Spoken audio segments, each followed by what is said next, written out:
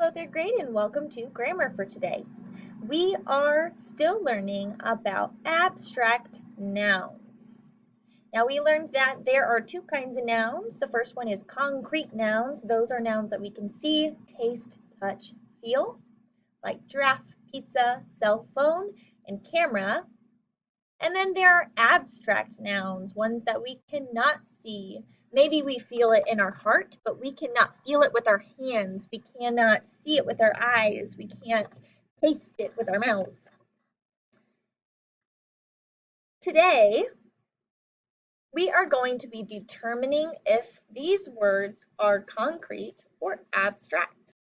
Please go to your class kick. And I'm going to add a hint up here while you are getting there.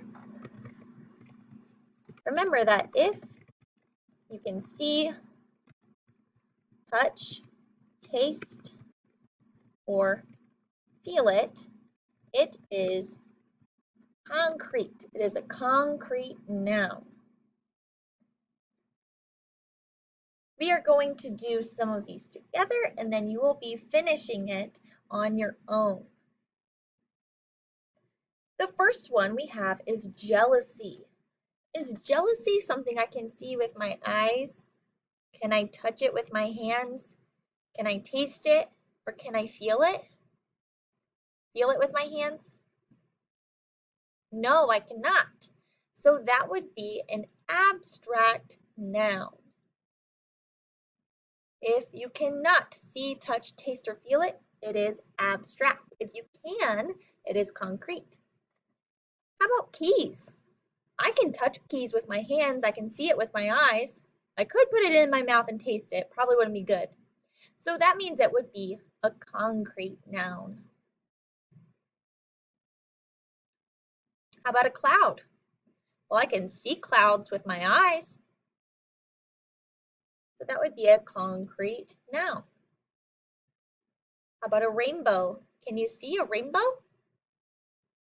You can, so that's a concrete noun. What about beauty? Can you taste beauty? Can you see it?